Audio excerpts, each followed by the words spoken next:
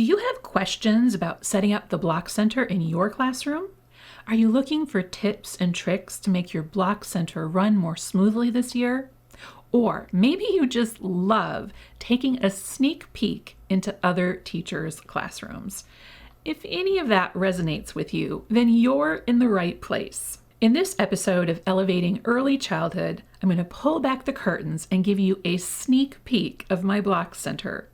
So stick around until the very end so you don't miss a thing. Now, if you're wondering why I'm talking about the Block Center right now, it's because the majority of the questions I'm getting on social media, in my inbox, and from my Teaching Trailblazer students are all about setting up and prepping centers for the coming school year. But here's the thing that nobody tells you about centers. You can stock them with the most amazing materials from Lakeshore, and you can have the most fantastic floor plan. But what happens after the kids walk through the door on the first day of school? That is what really matters. It's actually much more important to have a solid plan in place for how to introduce your centers and how to set your kids up for success with centers all year long than it is to have that Pinterest perfect, wonderful Lakeshore layout in your classroom. Now, I'm sure you've had your own fair share of center mishaps, but here are some of the problems I encountered with centers over the years that may resonate with you. But feel free, if you're watching along, to drop yours in the comments below. I'd love to compare notes. So one of my biggest problems in centers was kids who I call dump and runners. They would just take the materials out, scatter them all over the floor, and then bounce from that center to another one. Another big problem I had in my Block Center was kids fighting over toys. Things like the cars and the trucks and the bus and the fire truck and the dump truck, you name it. There were fights over those things all the time. Kids who just don't seem to know what to do once they get to the Block Center, like they've never played with blocks before. And of course, if you've taught for longer than a hot minute, you know the number one problem with the Block Center, and that is the cleanup of the blocks. It can take forever. Now, I can move my centers around or add or remove things from my centers at any old time. But the problems I just mentioned, those are the ones that are going to cause you big headaches all year long if you don't get it right from day one. So before we get into the solutions to all of these problems I just mentioned, let's go ahead and pull back those curtains like I promised you and take a peek into my Block Center. It is set up for the very first day of school. So here's a tour of my Block Center set up for the first day of school. So directly in the middle, you can see the center sign. The picture is for the kids, words are for the adults. I've got 3 construction vehicles.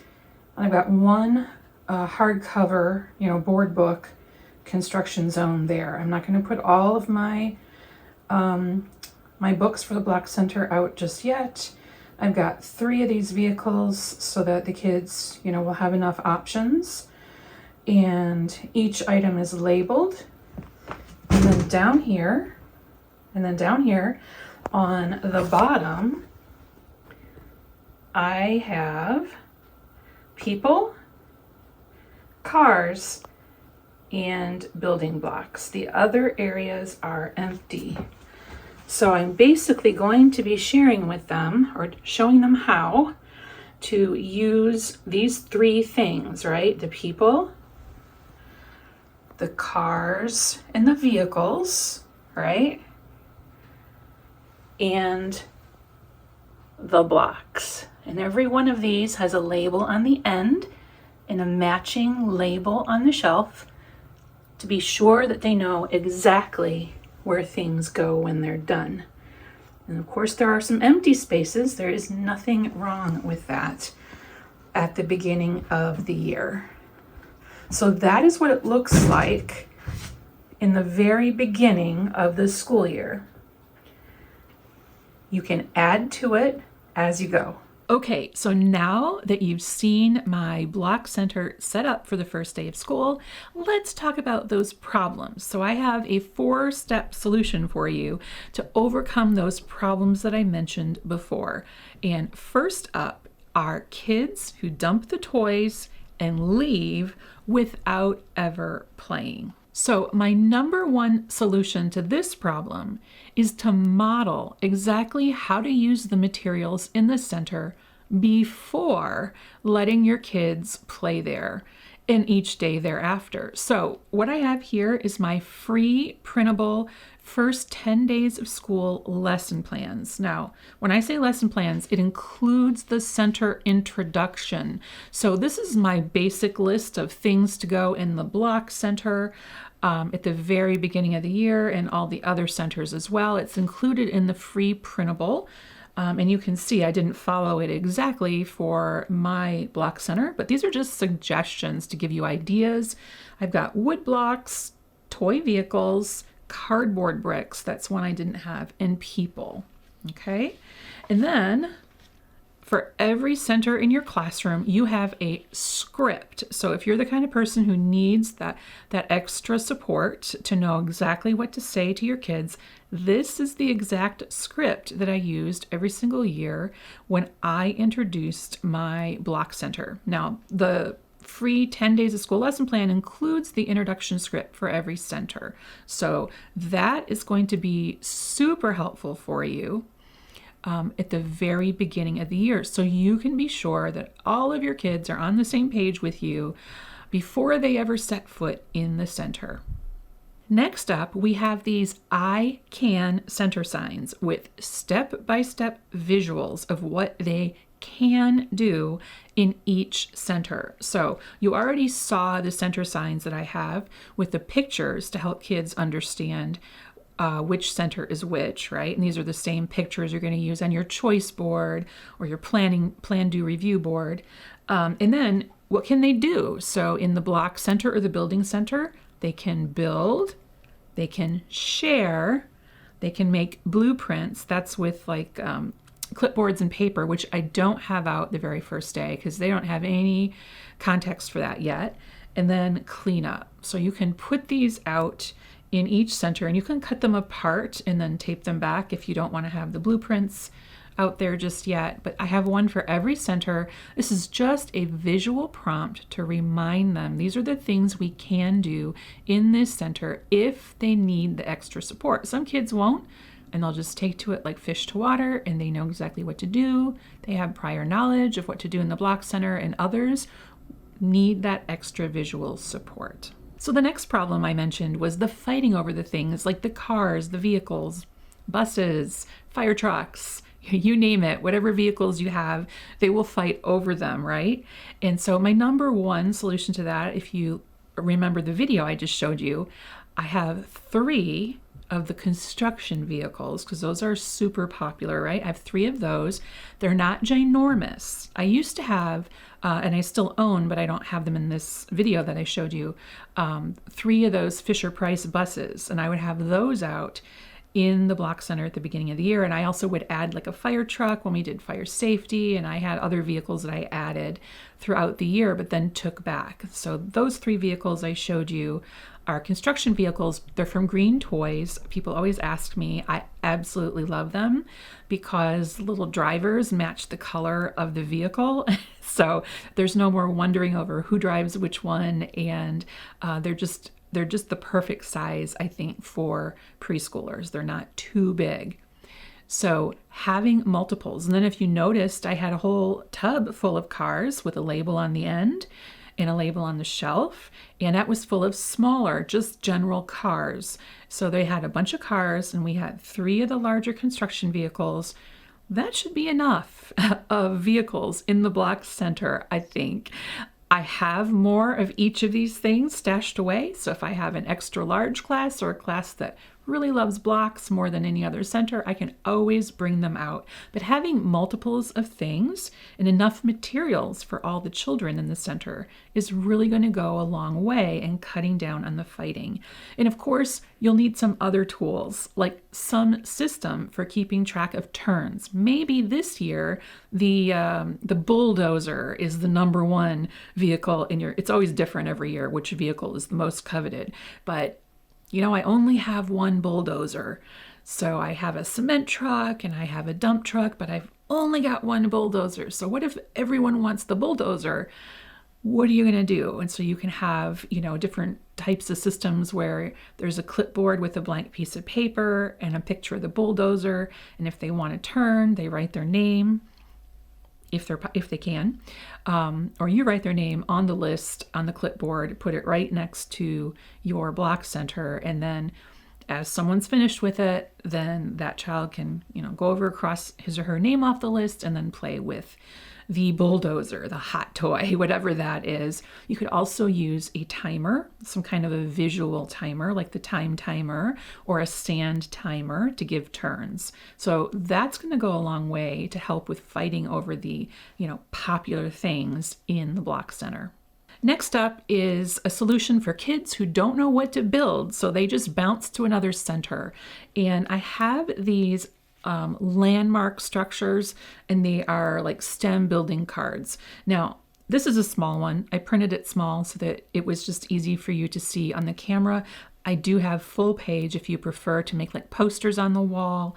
But this is just a card. You can actually punch a hole in these in the corner with a hole punch, put them on a book ring, and hang it on the side of your block center. So if you have a child who's interested in blocks but really doesn't know what to do with them, then you can pull out these cards and keep them in your block center all year long, or just put them out occasionally. It's up to you. And these STEM building cards, there's a link in the show notes. I forgot to mention before, the ICAN cards and the first 10 days of school lesson plans and the STEM cards, these are all in the links below the video if you're watching along. And you can always search STEM cards on pre-K pages, as well as first 10 days and ICAN center signs. So that brings me to cleanup time. And that was like the number one thing, the problem that I had in my classroom with the block center was cleanup took so long. And I know there are certain programs that are very prescriptive and they force you to have a certain number of blocks. And I get that. I really, really do. But they also don't take into consideration that it takes a really long time to clean those up.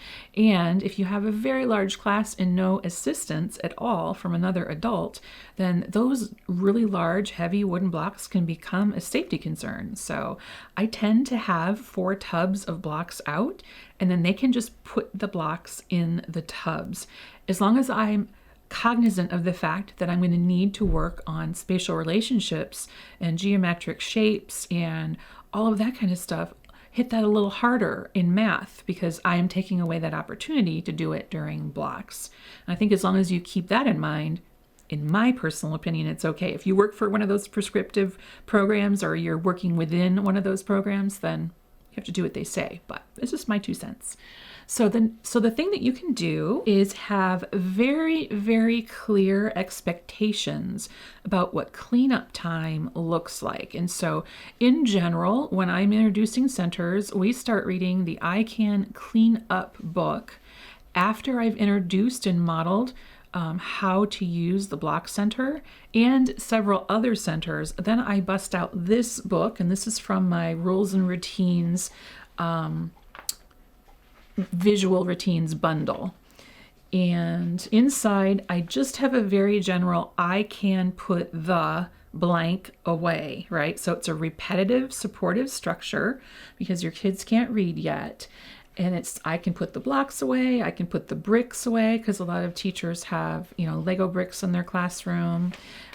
Books, puzzles, it's just the basic supplies. And of course, there's a lot more that your kids are going to need to clean up in the classroom, but having it in this book format and repeating and chanting along is really going to go a long way to help them understand that this is the time when we put all the things back where they belong. And if you have some of the supportive structures in place that I mentioned previously, then things are going to go a lot more smoothly.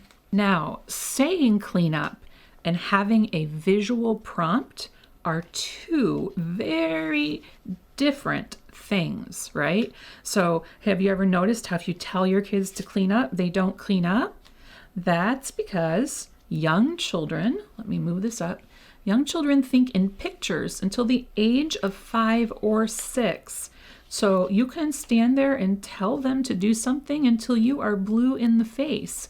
But without pictures, it's not going to be as clear to them, right? So these are my transition cards, right? So cleanup cards are part of the cleanup routine in my visual routines bundle. And so when you use the cards, there's a bunch of different ones, okay? So if your routine for cleanup looks different, then there are a ton of cards. So I like to play a short song or sound. And so when I hear the music or when I hear the sound, I stop, I put my toys away or clean up my toys, and then I sit on the carpet, right? Because we're going to transition to something different, right? So you usually do active and passive balance with your daily schedule. So something passive would come next, like a read aloud or something. So whatever your signal is to end cleanup time, that's card number 1. Card number 2 is always stop when the signal is given. Number 3 is always clean up, right? And then number 4 is always the action that you want to take place. After the first 3 steps are done, what's the action that they should take? And so there are a lot of different options. This was the one I always used because I felt like it was time after centers to regroup, come back together, and transition to the more passive activity. And again, the link to all of the things I'm talking about in this episode, if you're watching along, can be found in the show notes below. And if you are listening along, you can go to my blog at Pre-K Pages and type in Visual Routines Bundle into the search box to find these resources right here that I just mentioned, the cleanup booklet and the cleanup routine cards. Okay, so that was my 4-step solution to all the problems that we were talking about.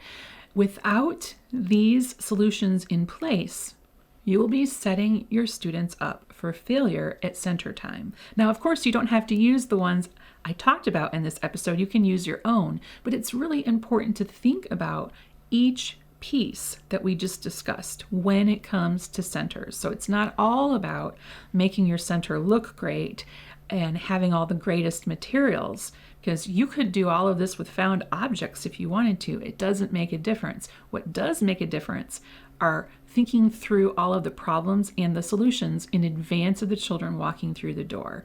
And most likely, unless you've taught for any length of time, more than 5 years or so, you might not have these solutions in place yet. Or maybe you've always done things the same way every single year, or you've tried a bunch of different things, right? And you're looking for solutions that really work. So that's where these solutions come into play. So now I want to address one of the biggest questions I get about centers in general every single year for the last 22 years. And that question is, how many kids do you allow to go to each center?